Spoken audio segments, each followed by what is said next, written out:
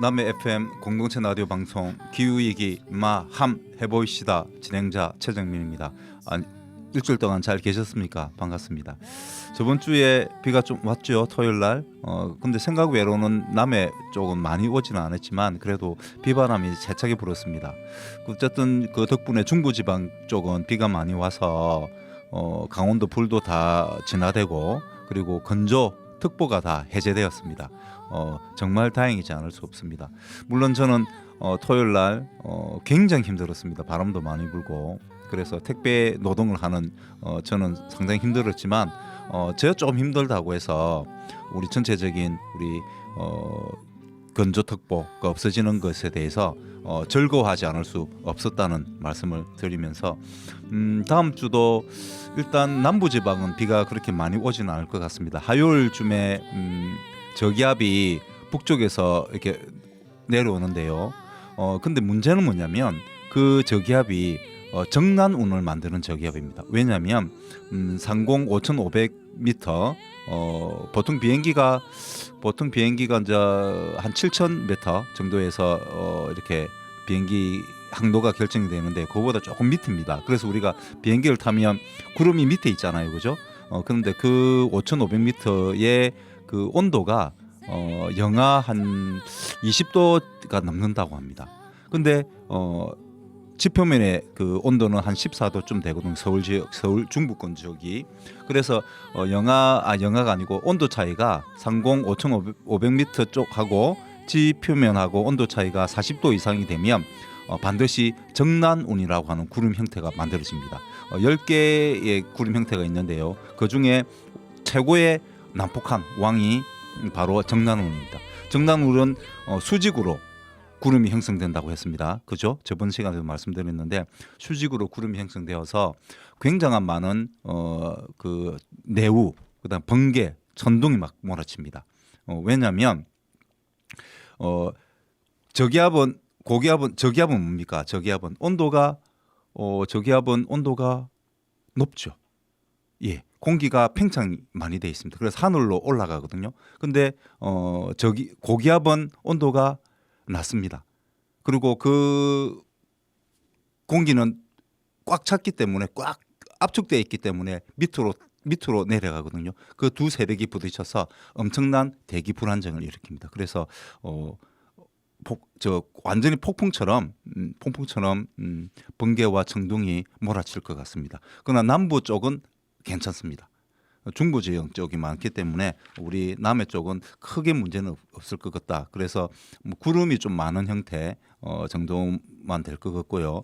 크게 우리는 걱정하지 않으셔도 될 것 같습니다. 노래 한 곡 듣고 올까요? 몽니의 견딜만 해? 밤새도록 잠이 오지를 않고 넋이 나간 사람처럼 살아가 끝이 보이지 않는 바다에 빠져있어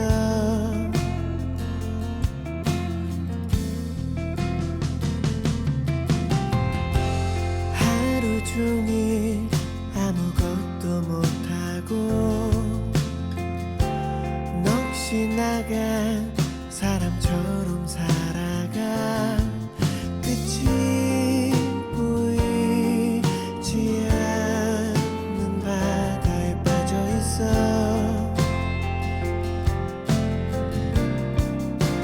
견딜만 해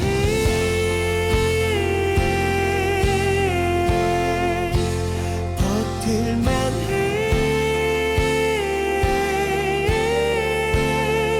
난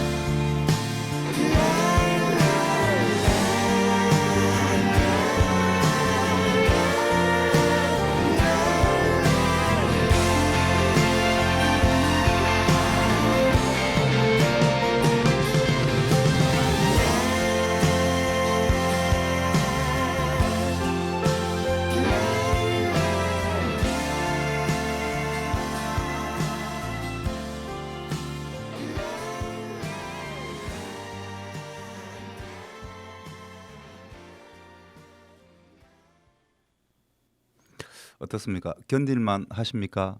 삶이 참 견뎌낼 수 있는 힘이 있는 사람들이 돼야 안 되겠습니까? 그죠? 저번 주 일요일이 4.16이었습니다. 우리 세월호 우리 아이들 205명의 사람들이 바다에 수장이 되었죠. 지금 저는 뭐 생각만 하면 눈물이 나려고 합니다. 왜냐하면 저도 자식을 키우는 사람이니까요. 만약에 제 아이였더라면 저는 어떻게 살았을까라는 생각이 듭니다. 예. 다음 주 4월 24일이 세계 실험 동물의 날입니다. 실험 동물. 예, 실험을 당하는 동물들이죠. 인간에게 얼마나 새로운 의약품이라든지 새로운 뭐 제품이 인간에게 얼마나 해를 줄 것인가를 미리 동물한테 실험을 하는 그런 절차를 거칩니다. 반드시 거쳐야 됩니다. 그래서 암을 일으키는지 아니면 어떤 영향을 주는지 유전적으로 어떤 영향을 주는지 그런 실험을 반드시 하게 돼 있거든요. 근데 이제 그전에는 그렇게 했습니다. 그래서 세계 실험 동물의 날을 이렇게 정한 이유는 바로 그게 인간적인 우리 인간의 오직 우리 인간의 이익을 위해서 정말 아무런 우리 인간한테 피해를 물론 뭐 쥐라든지 뭐 우리한테 피해를 주는 쥐들도 있죠. 그러나 그것은 인간이 그만큼 야생을 많이 파괴했기 때문에 결국은 그런 야생쥐들이 우리 인간의 먹을 것들을 먹기 위해서 왔기 때문에 그렇게 된 것이죠. 사실 그들의 죄는 사실은 아닙니다. 그들의 잘못은 없는 것이죠. 근데 어쨌든 그런 동물들을 우리 인간의 이익만을 위해서 무참하게 실험을 하고 있습니다. 마치 일본 제국주의가 우리 중국인들, 필리핀인들, 우리 한국인들을 마루타로 해서 많은 생체 실험을 했지 않습니까? 그걸 생각해 보면 우리가 우리 쥐라든지 여러 고릴라든지 이런 동물들에 대해서 우리 인간만을 위해서 그들을 실험하는 것은 정말 우리 너무 이기적인 인간의 그 잘못이 아닌가라는 생각이 듭니다. 실제로 이 실험 동물의 문제가 왜 밝혀졌냐면 물론 이제 그 전에 1875년에 휴 다이닝 남자기라고 하는 분이 이제 처음으로 이제 이 문제 제기를 하시고 하면서 여러 가지 이제 그 데이터를 수집을 했습니다. 정보를 수집했는데 사람하고 동물하고 공유하는 질병은 고작 1.16%밖에 되지 않는다고 합니다. 그리고 실제로 동물한테 통과됐는데 동물한테는 아무 문제가 없는데 인간에게 질병을 일으키는 경우가 상당히 많았다고 합니다. 거의 5에서 10% 정도만 그 동물의 실험 결과가 인간에게 맞았지만 나머지 90% 정도는 전혀 관계가 없었다고 합니다. 그래서 이런 실험 동물에 대해서 그 생태학적으로도 그렇고 그다음에 결과적으로도 과학적 결과로도 별 의미가 없다 해서 이제는 그런 실험 동물을 많이 하지 않는 추세로 변하고 있다고 합니다. 우리나라도 1990년 중후반부터 그런 실험 동물에 대해서 문제 제기가 되고 그러면서 2017년 3월에 동물 실험에 과태료를 부과하는 제도를 시행하고 있답니다. 정말 다행이지 않을 수 없습니다. 이런 문제의 가장 심각한 영화가 바로 이 영화였죠. 바로 혹성 탈출. 예, 진화의 시작입니다. 물론 혹성 탈출이라는 것은 1968년 정도에 영화가 처음 나왔습니다. 이거는 그냥 그 공상 과학 영화였죠.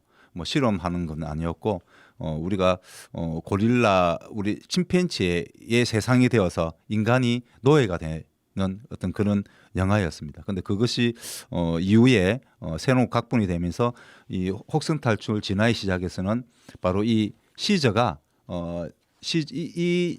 이 침팬지가 이름이 시저거든요. 시저인데 이 시저가 바로 동물 실험을 당하고 있었습니다.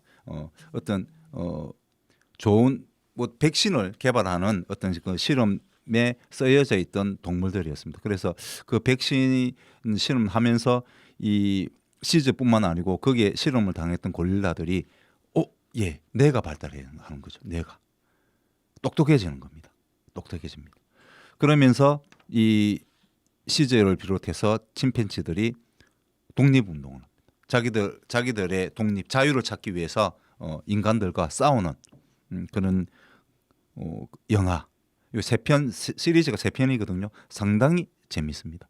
저는 깜짝 놀랐습니다. 아, 상당히 재밌는 영화다.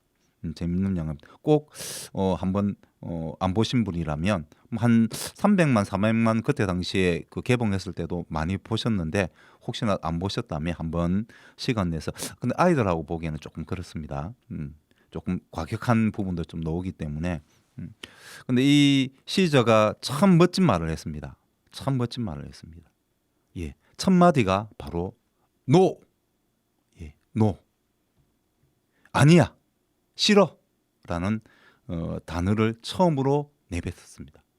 언어를 이제 인간의 언어, 영어죠. 영어를 사용하는 단계까지 이 침팬지가 진화가 됩니다.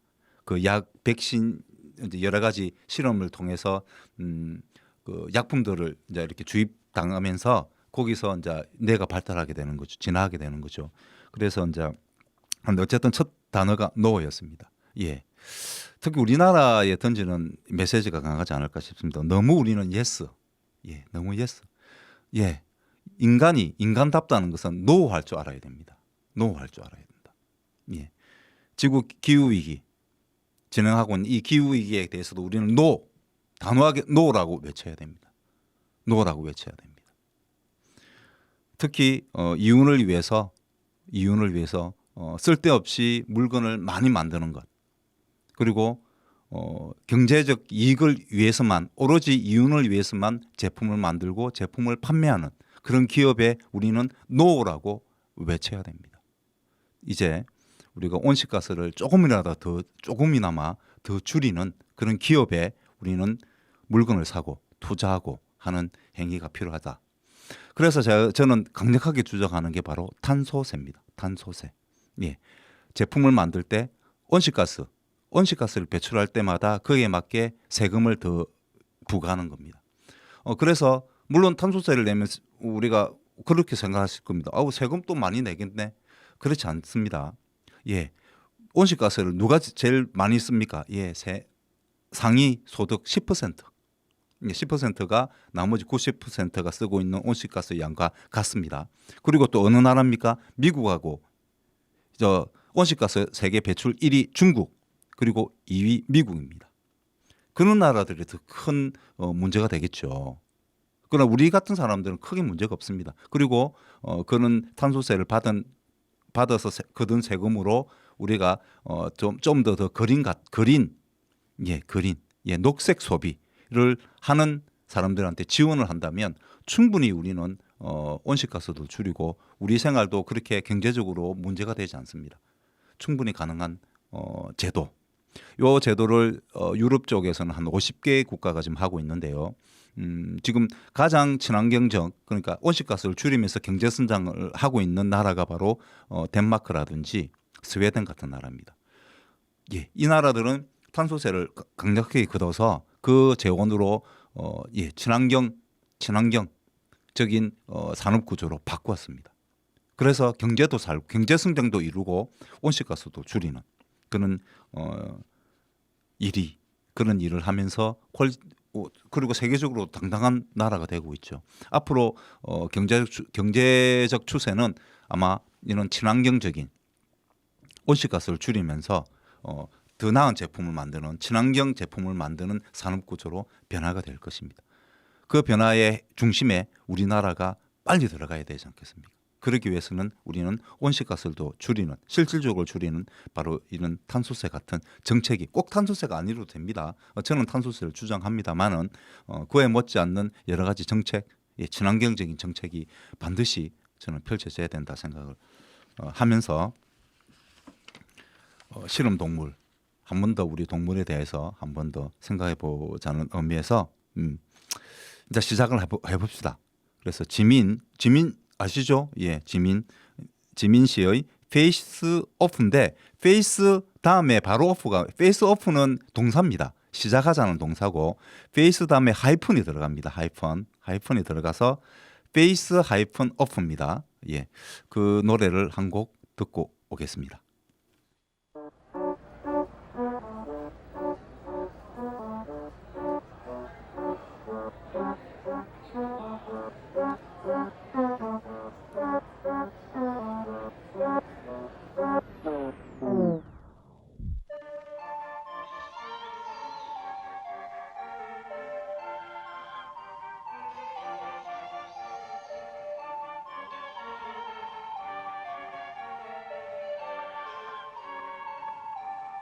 Alright, I guess the blame is on me. 지금 내 모습을 봐 사람 모조리 같이 사람을 믿는 걸 지독한 악몽이 시작인 걸 Gave you all the money, gave you all my hurt. You're my spirit party. I was fucking drunk. 비는 먹을 지난 날들도 이젠 끝인 걸. 아름다운 밤이야. 날 찾은 것 같아. Tonight I don't wanna be sober. Burn it up, it's a fucking over. Break it down, break it down. 이건 흔한 나의 story. Get it out. 미친 듯 소리 질렀다, yeah, yeah. Oh, yeah. Put it out, put it down. 밤이 다 끝날 때까지. Get it out. 너의 흔적까지 다, yeah, yeah.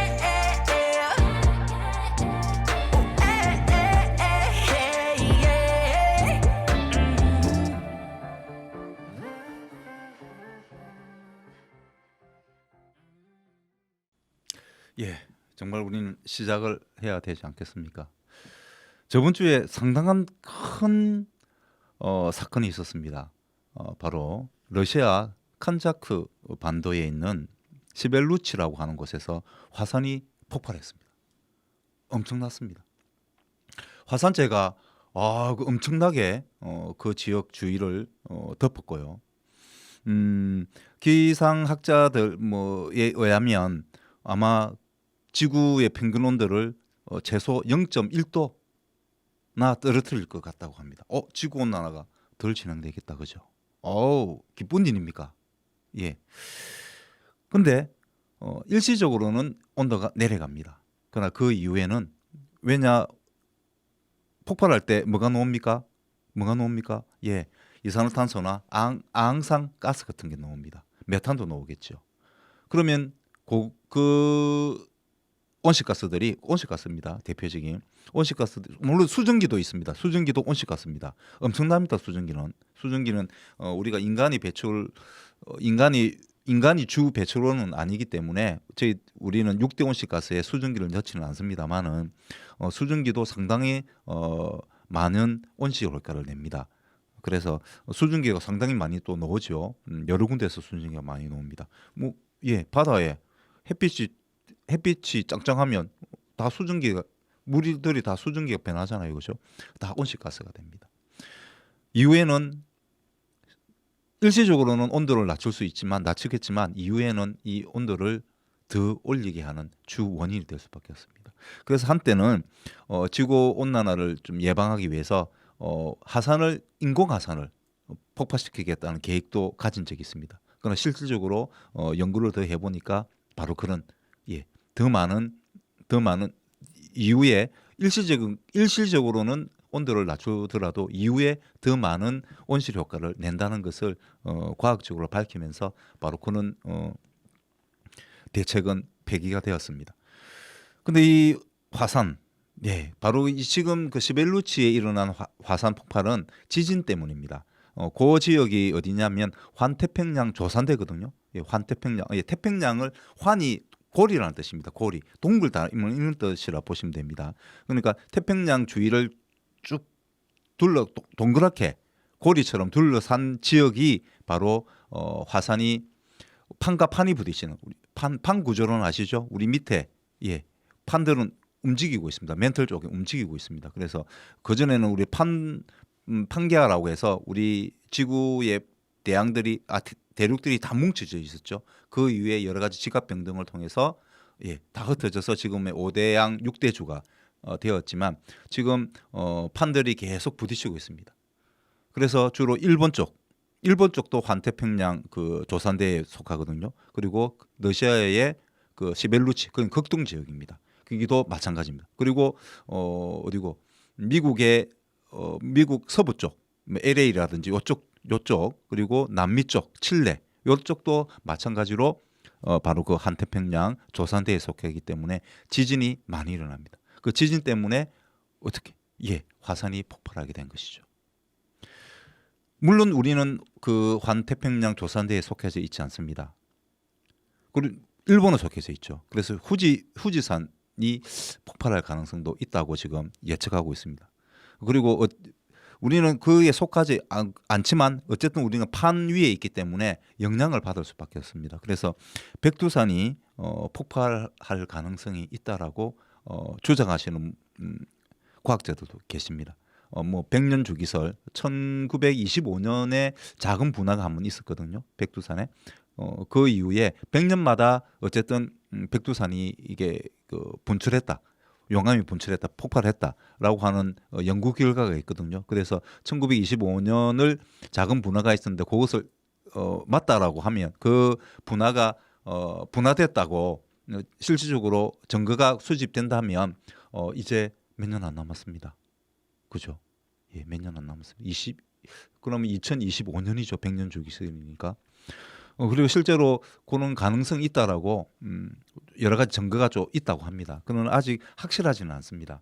그래서 가능하지는 않지만 혹시나 폭발을 한다면 만약에 백두산이 폭발한다면 북한은 거의 초토화될 것 같습니다. 북한과 중국 쪽은 왜냐하면 천지연에 백두산과 천지연에 물이 굉장히 한 20억 톤이 있다고 합니다. 그 물이 쏟아져 나올 거거든요. 그리고 그냥 그 물은 그냥 물이겠습니까? 뜨거운 물이겠죠. 뜨거운 물이 되겠죠. 그러면 그 지역 북한 쪽, 중국 쪽은 초토화됩니다. 그리고 화산재 엄청나게 쌓일 것입니다.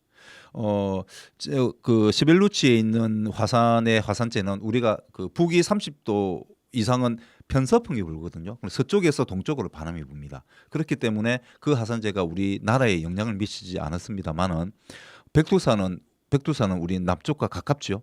그래서 남부 지역 저희들하고는 크게 영향은 없습니다만은 전라도 지역을 빼고는 거의 화산재가 덮일 것이라고 예상하고 있습니다. 시뮬레이션 결과. 그래서 우리 남해에도 조금은 내립니다. 조금은 화산재의 영향을 받을 수 있습니다. 화산재가 떨어지면 기계들, 엔진들 조금이라도 들어가면 엔진은 마비됩니다. 차가 전부 다 고장이 나버립니다. 전기 제품들 다 고장 납니다. 정말 큰 문제가 아닐 수 없습니다. 빨리 북한하고 협의가 잘 되어서 좀 좋은 관계 되어서 이런 문제도 같이 공동으로 대응하고 중국과도 좋은 관계를 가지면서 요는 우리 자연재해를 대비해야 되지 않겠습니까? 물론 세월호가 물론 인재가 맞습니다. 인재적인 측면이 큽니다. 비바람이 부는데도 출항을 했고 그리고 이윤을 위해서 오로지 돈을 위해서 불법 건축을 했죠. 배 위에다가. 그렇고 적재를 엄청나게 많이 했습니다. 그렇지만 결정적인 이유는 자연재해죠. 자연재해입니다. 물론 인위적인 인간의 실수가 있었지만 그러나 그 실수가 자연재해가 없었더라면 자연의 그때 그 날씨가 좋았더라면 어쩌면 가라앉지 않을 수도 있죠. 가라앉았어도 사람들을 빨리 구할 수 있었겠죠. 그러나 그래서 결정적인 이유는 자연입니다. 자연을 인간이 이길 수 없습니다. 백두산 폭발 대비해야 되지 않겠습니까? 자, 그 시작을 해야 된다는 생각을 합니다. 그런데 우리가 이거는 저 정부와 정부 간의 일이기 때문에 우리가 할 수 있는 건 아니잖아요, 그죠? 그래서 우리가 할 수 있는 거를 하나 또 준비를 해왔습니다. 요 캔이죠, 캔입니다, 캔. 캔 여기 이제 저는 이제 상표는 가릴게요. 상표는 가리고 제가 콜라를 잘 안 먹는데 저번 주에 목이 텁텁해서 콜라를 한 잔 먹었습니다. 그리고 남은 캔이죠. 이 캔을 가지고 제가 유튜브 검색을 해보니까 캔으로 이런 촛불 촛불 피디님 이런 걸 뭐라고 하죠? 촛불통? 예, 촛불 초통 이런 걸 만드는 어떤 영상이 있더라고요. 그래서 제가 따라서 한번 만들어봤는데 다시 한번 말씀드리지만 이건 제 아이디어 아닙니다. 그리고 저는 이 손재주가 없어서 잘 만들지 못합니다. 유튜브를 보시면 아주 잘 만듭니다. 그래서 어쨌든 뭐 저희 집에 남아 있는 초가 없어서 뭐 제가 또 소비를 했습니다. 온실가스를 또 배출할 수밖에 없었습니다. 왜냐하면 여러분한테 보여드려야 된다 싶어서 그래서 이렇게 초를 샀는데요. 사실은 이 초가 조금 더 작아야 됩니다. 더 작으면 요 콜라 캔 안쪽 그 표면은 은색이죠. 은색이고 반짝반짝합니다. 그래서 빛이 훨씬 더 반사가 잘 돼요. 반사가 잘 됩니다. 그러면 어떻습니까? 그 촛불을 켰을 때 조금만 주위 조금만 밝히는 것이 아니고 이 빛이 반사되면서 훨씬 많은 복사 에너지가 나오겠죠. 복사 에너지. 예. 뭐 태양 복사 에너지 아시죠? 그런 것처럼 촛불의 복사 에너지가 나와서 훨씬 더 요 주위가 밝습니다. 예. 저번에 한 5년 전입니까? 4년 전입니까? 촛불 집회 우리 서울이나 남해에서도 했었습니다. 남해에서도 했었는데 촛불 집회 할 때마다 어떤 걸 많이 썼습니까? 이 초와 함께 일회용 컵을 많이 썼습니다. 사실 뭐 일부러 제가 이 일회용 컵을 쓴 건 아니고요. 제가 오늘 깜빡 잊고 텀블러를 안 들고 와서 목은 또 방송을 하면 또 목이 많이 마르지 않습니까? 그래서 제가 이 종이컵을 썼습니다. 썼습니다. 뭐라 하실 분은 뭐라 하셔도 됩니다. 지가 뭔 환경이 뭐 어떻고 하느니 지도 쓰네 라고 욕하셔도 됩니다. 맞습니다. 저도 씁니다. 저도 일회용 컵 쓸 때도 있습니다. 그리고 쓸데없이 제품을 구매할 때도 있습니다. 예, 그건 앞으로 더더욱 반성하면서 더 좋은 소비를 하기 위해서 친환경적 소비를 하기 위해서 노력을 하는 과정이다. 이렇게 보시면 되고 같이 하시면 됩니다. 저만 잘하는 것이 아니고 여러분들과 함께 저와 함께 모두 그런 노력을 하면 그런 분위기가 되면 아마 일회용 컵도 쓰지 않을 겁니다. 근데 사실 일회용 컵을 환경에도 안 좋지만 인간에게도 안 좋습니다. 이 플라스틱이거든요. 안에 이 뜨거운 물이 들어가면 여기 플라스틱이 녹습니다. 커피에 같이 섞이는 것이죠. 그럼 결국은 편하게 먹기 위해서 일회용 컵을 쓰는데 결국 우리 인간에게 우리 뭐 얼마 먹는다고요? 일주일에 5g. 예, 신용카드 한 장의 미세 플라스틱을 먹고 있죠. 그보다 더 많이 이제 먹게 되는 것이죠. 그래서 저는 되도록이면 이거는 환경적인 측면도 있지만 제 건강을 위해서 저는 텀블러를 들고 다닙니다. 근데 텀블러를 자주 잃어버리면 환경적으로는 더 안 좋은 거 아시죠? 그거 만들 때 더 많은 온실가스가 듭니다. 차라리 종이컵 쓰는 게 낫습니다. 근데 내 건강을 위해서라는 목적이 하나 더 들어가면 아마 텀블러를 더 소중하게 사용하지 않겠나 이런 생각이 듭니다. 그래서 저는 반드시 텀블러를 들고 다니는데 오늘은 깜빡 잊고 머리가 좀 나이가 먹으면 머리가 좀 나빠집니다. 어쨌든 안 들고 왔는데 뭐 그 덕분에 이 촛불하고도 잘 어울릴 것 같습니다. 근데 어쨌든 우리가 촛불 집회를 하면서 그때 박근혜 전 대통령의 그 헌법에 대해서 어긴 부분에 대해서 저희들이 문제 제기를 하면서 서울 지역에서 대규모 촛불 집회를 많이 했었죠. 저는 대규모 이렇게 뭐 하는 집회는 그렇게 좋아하지 않는데 그때는 뭐 노를 못 했습니다. 따라가서 몇 번 가서 했는데 그때마다 어떤 걸 했습니까? 촛불 집회 좋았잖아요. 촛불 집회 멋지잖아요. 그래서 이 일회용 컵을 요 밑에를 뚫어서 요 촛불을 넣고 바람이 꺼지지 않게 하기 위해서 그것도 뭐 은은한 것도 있고 하니까 분위기도 좋고 하니까 이제 그렇게 해서 엄청나게 썼습니다. 그때 10만 명 모이고 20만 명 모이고 뭐 100만 명 모일 때도 있었거든요. 불티나게 이 초가 팔렸죠. 종이컵도 엄청나게 사용했습니다. 그래서 서울에 오기 위해서 수많은 사람들이 서울에 집합하기 위해서 차를 타고 갔죠. 온실가스를 뿌렸습니다. 그리고 이 종이컵 엄청나게 사용했습니다. 그리고 초를 태우면 온실이죠. 그리고 산소를 태우고 이산화탄소를 배출하잖아요. 그래서 정치적으로는 사실 민주주의도 중요합니다. 그죠? 민주주의 국가가 돼야죠. 그래서 민주주의 쟁취를 위해서 우리는 환경을 사실 조금 희생시켰습니다. 이제는 조금이나마 그런 방법적 측면에서 조금이나마 조금 환경에 덜 영향을 미치기 위해서 초는 밝혀야 됩니다. 그죠? 밤에 뭐 집회를 하는데 좀 밝혀야 또 이 광고 효과, 이벤트 효과도 있으니까 하는데 그 대신에 이 캔을 사용하는 겁니다. 물론 캔을 사용하지 않고 그대로 분리배출해서 재활용한다면 더 좋겠지만 그러나 이것을 여러 번 사용한다면 또 더 효과가 있지 않겠습니까? 그래서 요거를 촛불 통으로 한번 만들어 봤습니다. 이 간단합니다. 이거는 요 중간을 이렇게 되어 있거든요. 이렇게 되어 있거든요. 여기서 양쪽을 가위질로 해서 가위로 해도 되고 칼로 해도 됩니다. 이게 비울 수도 있으니까 장갑을 끼시고 반드시 장갑을 끼십시오. 저는 이게 손재주가 없어서 별로 안 예쁜데 그 유튜브 보시면 아주 예쁘게 잘 하시더라고요. 그래서 이렇게 자르면 됩니다. 위쪽하고 아래쪽을 하여튼 요 위쪽하고 아래쪽을 잘라서 초가 보이도록 이렇게 구멍을 뭐 크게 창을 내시면 그 안쪽으로 이 초가 더 작으면 이게 불이 이렇게 이 캔 안쪽이 은색이거든요. 은색이기 때문에 촛불이 반사가 많이 됩니다. 그러면 불도 많이 밝고 그다음에 바람에 의해서 꺼지지도 않겠죠. 안에 들어가면.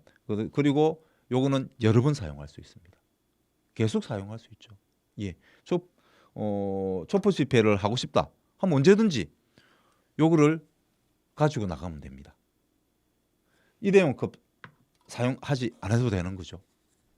일회용 컵을 사용하지 말아야 됩니다. 일회용 컵은 미세 플라스틱 재활용 안 됩니다. 이거 재활용 안 됩니다. 일회용 컵은 재활용된다 생각하고 일회용 컵만 모으기도 하는데 일단 커피 찌꺼기가 남아 있고 찌꺼기가 남아 있죠.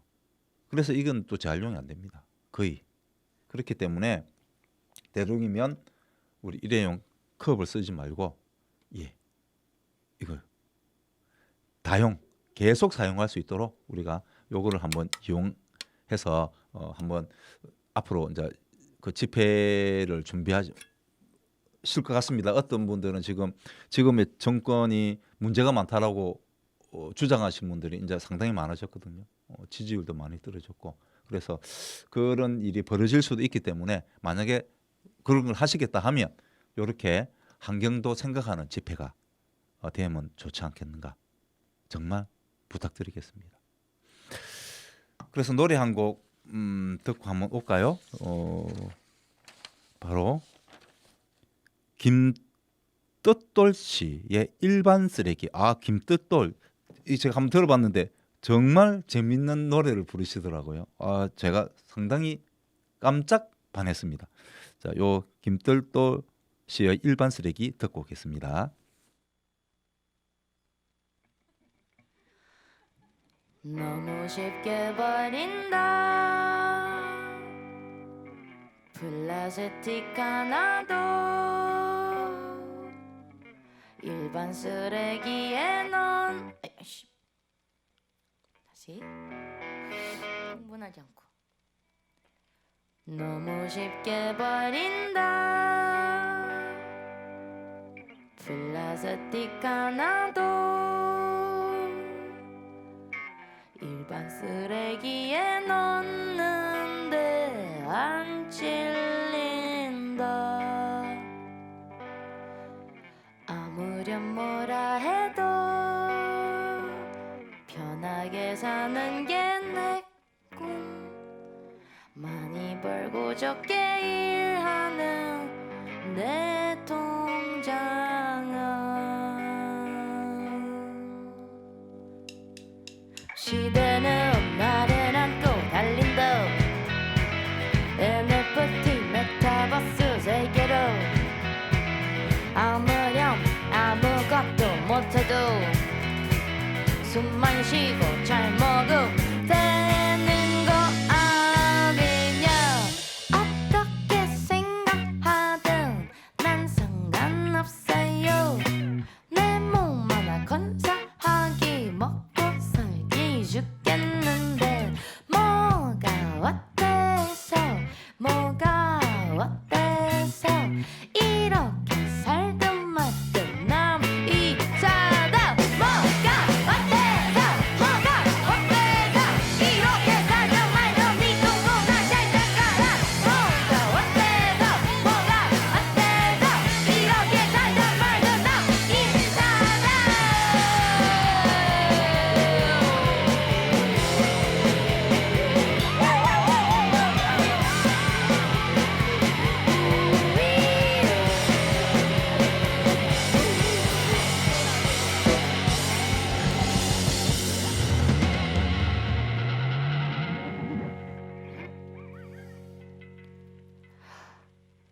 너무 쉽게 사온다 플라스틱 하나도 똑같은 거 집에 있는데 안 찔린다 아무렴 뭐라 해도 편하게 사는 게 개꿀 많이 먹고 적게 일하는 내 위장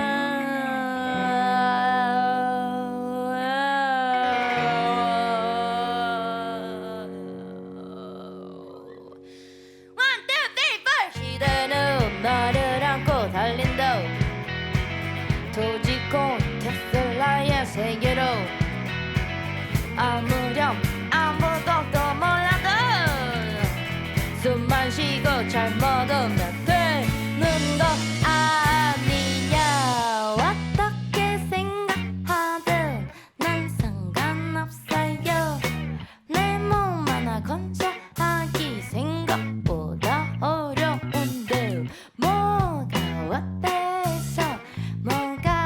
어때서 이렇게 살던 말 남이 사다 뭐가 어때서 이렇게 살던 말 뭐가 이렇게 살던 말로 남이 사다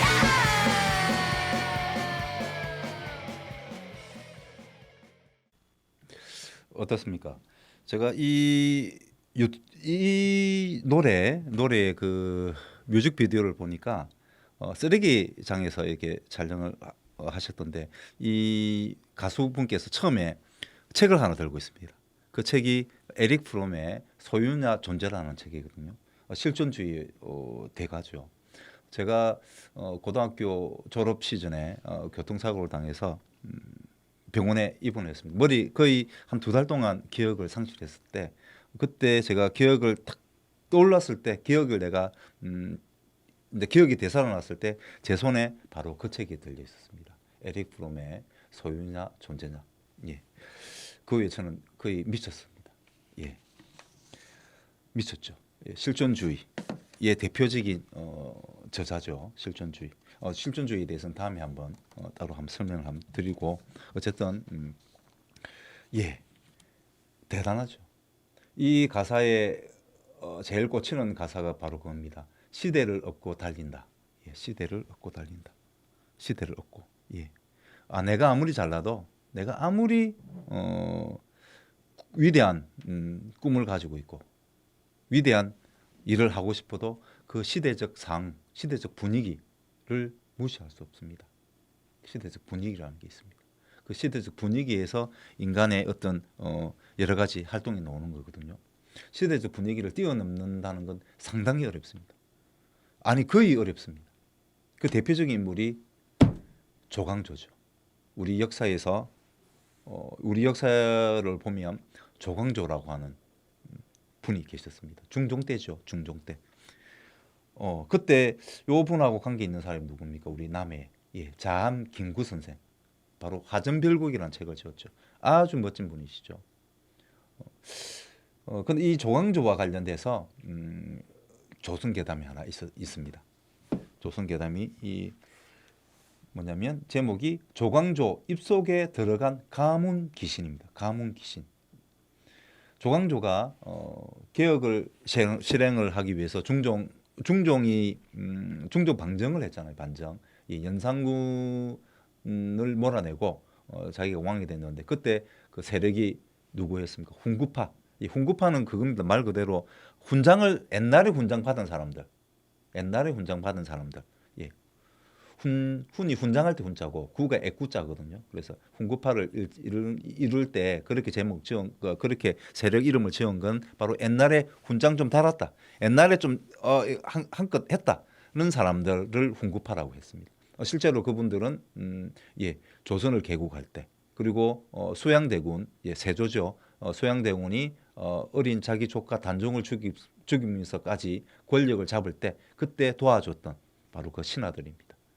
그 신하들이 또 연산군을 또 몰아내고 중종을 왕으로 세웠죠. 전문가들이죠. 이분들은 거의 구테타, 왕을 바꾸는 아주 전문가들이 바로 훈구파들이었습니다. 물론 훈구파들의 사상에는 좋은 점도 많습니다. 굉장히 여유롭고 그다음에 포용력도 강했던 측면도 있습니다. 그러나 기득권 세력들이었죠. 자기의 권력을 놓지 않으려고 했던 사람입니다. 그 권력을 견제하기 위해서 중종이 사림을 불러들입니다. 사림파. 사림파는 숲속에 있는 선비들이죠. 지역에 있는 숲속에서 공부만 열심히 하는 공부는 정말 잘합니다. 그래서 과거 시험 치다 하면 훈구파들이 실력이 안 되는 겁니다. 거의 다 살인파들이 자리를 다 차지합니다. 그래서 한 번씩 어떻게 했습니까? 훈구파들이 살인파를 몰아냈습니다. 바로 사화죠. 사화. 그 사화가 살인이 화를 당한다는 뜻이거든요. 그 사화를 일으켜서 훈구파들이 살인파들을 몰아냈습니다. 그 대표적인 게 바로 요 기묘사화죠. 기묘사. 기묘한 일입니다.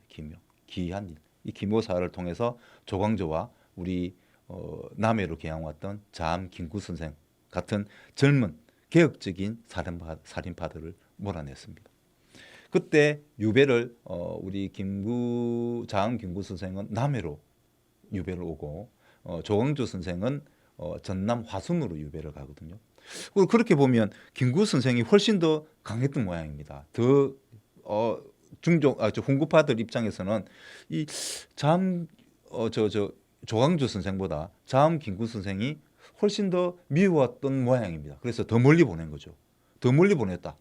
더 멀리 그 한양에서 더 멀리 보냈다는 이야기는 그만큼 더 싫었다. 더 보기 싫다라는 의미가 들어갑니다. 그래서 조광조 선생보다 이름은 우리가 역사책에는 조광조 선생만 나옵니다. 사실 자암 김구 선생은 우리 남의 사람들만 사실 많이 알지 다른 지역은 잘 몰라요. 근데 우리가 역사를 재평가해야 된다. 이 훨씬 더 바르고 훨씬 더 개혁적 인물이 저는 자암 김구 선생이지 않을까 하는 생각이 듭니다. 마이크가 제가 좀 멀리서 이렇게 했던 모양입니다. 죄송합니다. 어쨌든 이 자암 김구 선생을 우리 새롭게 우리 개혁적 인물로 우리 남해에서는 한번 연구를 해보아야 되지 않겠는가. 저는 뭐 역사학자는 아니니까 혹시나 이 방송을 들으신다면 한번 해보시면 좋겠다. 저도 돕겠습니다. 돕겠습니다. 근데 어쨌든 우리 역사적으로는 우리 한국 사회에서는 자암 김구 선생은 보다는 조광조 선생이 훨씬 그때 당시에 개혁가로서 이름이 대표적인 인물로 조광조 선생이 역사책에 나옵니다. 근데 이 역사책에 나오지 않는 바로 괴담이죠. 이 괴담에 이 조광조 선생이 유배당할 때 그때 사항을 잘 말해주는 그런 괴담이 하나 있습니다. 이 조광조 선생 어쨌든 제목 자체가 그죠. 가뭄 귀신이잖아요. 가뭄 귀신. 가뭄이라는 건 언제 일어납니까? 예, 수증기가 많이 하늘로 올라가지 못할 때.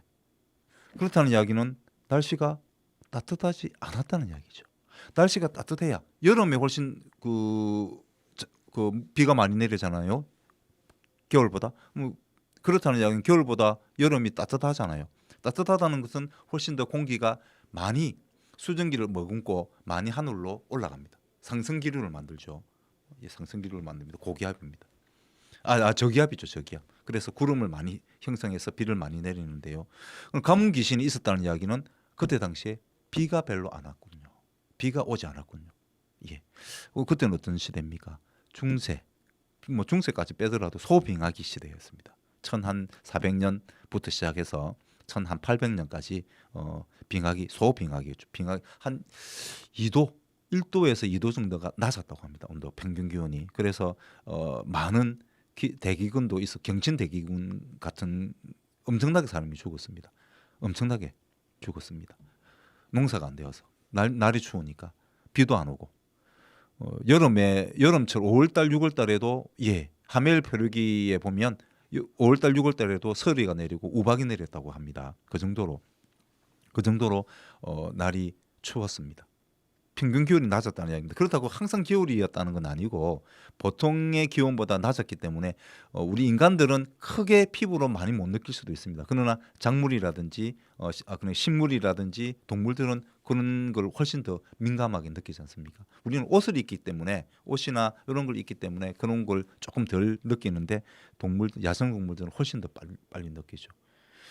그 보면 이 영화 한번 제가 말씀드린 단테스 피크라고 이게 화산 폭발에 관련된 영화거든요. 1980년 5월 18일입니다.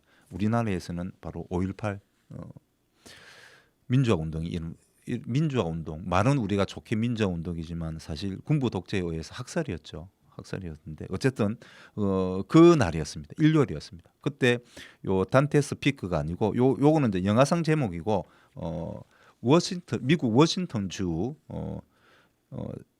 세인트 헬렌스라고 하는 지역입니다. 그 지역에서 이 화산이 폭발합니다. 일요일인데 그때 사람들이 많이 거기에 많이 있었거든요. 피크닉 같은 걸 많이 했는데 폭발하면서 사람이 한 50명 이상 죽음을 당했던 그 실화를 바탕으로 한 영화가 바로 이 단테스 피크라고 하는 영화입니다. 뭐 그렇게 재미있지는 않습니다. 근데 97년에 만들어진 영화라서 그렇게 재미있지는 않은데 이 남자 배우 피어스 브로스넌이라고 하는 이 남자 배우가 제가 생각하는 남자 배우 이 세상의 사람 중에서 남자로서 가장 잘생긴 남자다라고 저 외모 평가를 요즘 하면 안 되지만 어쨌든 저는 그렇게 생각합니다. 이분 보는 재미가 저는 이 잘생긴 분을 보는 재미가 쏠쏠했습니다. 그렇다고 최고 잘생기지는 않았을지도 모릅니다. 왜냐하면 제가 모든 지구상의 모든 사람을 만나보지 않았으니까요. 근데 제가 본 배우들 중 제가 본 사람들 중에서 남자 중에서는 가장 잘생긴 분이다. 저는 개인적으로 이렇게 생각합니다. 한번 영화를 정말 잘생겼는지 한번 보시는 재미도 한번 느끼시면서 이 영화를 한번 보시고 우리 이 자연재해가 얼마나 큰 인간에게 피해를 주는지 한번 보시면 좋겠다. 그래서 말씀을 드리면서 바로 기후 위기, 가뭄이죠. 바로 가뭄인데 엘니뇨하고 라니뇨라고 하는 현상이 있습니다. 좀 어렵죠. 어렵죠. 말이 좀 어렵습니다. 기후와 관련된 기상과 관련된 용어이기 때문에 조금 어렵습니다. 자주 사용 안 하는데 쉽게 이야기하면 그렇습니다. 엘니뇨가 생기면 우리 쪽은 우리 저 아시아 쪽, 인도 쪽은 춥습니다. 바다 수온이 찹습니다. 그래서 태풍이 별로 없어요. 큰 태풍이 일어나지 않습니다. 그 대신에 건조하죠. 건조해집니다. 비가 많이 내리지 않습니다. 라니냐가 생기면 라니냐는 칠레 페루 쪽이죠. 페루 쪽에 그 적도에 있는 그 따뜻한 해수면이 무역풍을 통해서 무역풍을 통해서 인도 쪽으로 이렇게 해수면 따뜻한 해수면이 몰려오거든요. 그래서 덥습니다. 바다 해수면이 높습니다. 그래서 비가 태풍이 많이 부릅니다. 큰 태풍들이 우리나라에 영향을 많이 미칩니다. 그렇게 생각하십니다. 라니냐는 어떻다고요? 예, 우리가 덥다, 비가 많이 온다, 태풍이 많이 분다라고 생각하시면 되고, 엘니뇨는 좀 춥다, 건조하다, 이렇게 기억을 하시면 될 것 같습니다. 라니냐가 그동안 3년 동안 있었는데 올해 하반기부터 엘니뇨가 온다고 합니다. 그래서 하반기가 될지 중반기가 될지는 알 수는 없습니다. 일단 예상을 그렇게 하고 있습니다만은 올해 내년은 건조할 것 같습니다.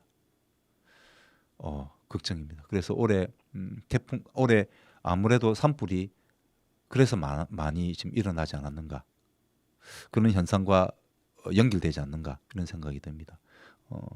그래서 우리가 기후에 대해서 조금 더 신경을 써야 됩니다. 이 엘니뇨와 라니뇨 현상이 그전에는 주기적으로 이렇게 반복이 됐는데 몇 개월, 한 6개월 정도 지속되고 또 없어지고 이렇게 바뀌고 했는데, 요즘은 한 번 시작되면 2년, 3년 이렇게 간다고 합니다. 바로 기후가 변했기 때문이죠. 기후가 변했습니다. 기후가 뭐라고요? 성격이죠. 날씨하고 틀립니다. 날씨는 하루하루 예, 그런 겁니다. 기분이라 보시면 되겠죠. 근데 기후는 성격입니다. 성격이 변했다는 건 한 번 변하기 시작하면 또 다르게 변하기가 쉽지 않습니다. 다시 옛 성격으로 돌아오기가 쉽지 않죠. 성격은 계속 지속적인 어떤 그런 사람의 그런 성향을 말할 때 성격이라고 이야기하잖아요. 기후도 바로 그렇습니다. 기후도 한 번 변하면 다시 돌아올 수 없습니다. 돌아오기 쉽지 않습니다. 예. 그래서 이 기후가 지금 많이 변한 것이죠. 많이 변했습니다. 어떻게 될지 모릅니다. 그래서 우리가 좀 기후에 대해서 한 번 더 생각하시는데, 바로 이 조광조, 바로 가뭄 귀신, 이 이야기를 통해서 우리가 기후가 어떻게 우리 인간에게 영향을 미치는지 한번 보시면 좋겠다는 말씀을 드리면서 시간이 거의 다 될 것 같죠. 예, 그래서 노래 한 곡 일단 듣고 마저 말씀을 드릴게요. 노래는 우리가 기후에 대해서 조금 더 우리가 신경 쓰고 노력하는 한다면 바로 오늘, 내일은 바로 가장 아름다운 시간이 되지 않을까. 우리 먼 미래 세대에게 우리의 행동은 훨씬 더 아름다운 기억으로, 아름다운 시간으로 기억되지 않겠나 하는 생각이 듭니다. 그래서 주호시의 가장 아름다운 시간이었다 라는 노래를 듣고 오겠습니다.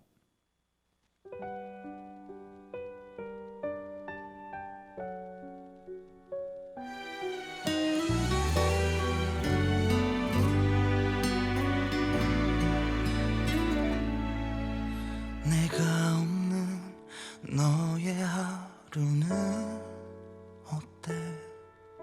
생각보다 내겐 시간이 필요해.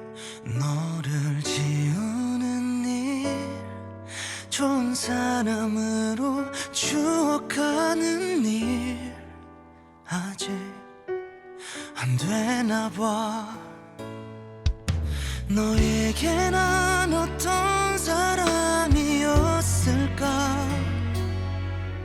시간이 지나도 좋았던 추억들만 가득하기를 난 빈틈없이 행복했어. 네가 없는 하루를 살아보니까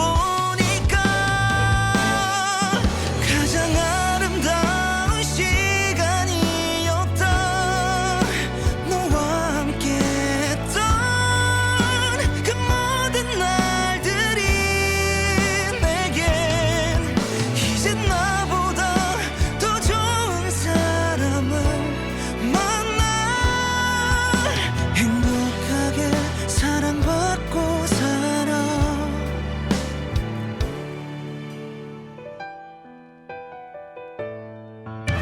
나에게 넌 어떤 사람이었을까? 시간이 지나서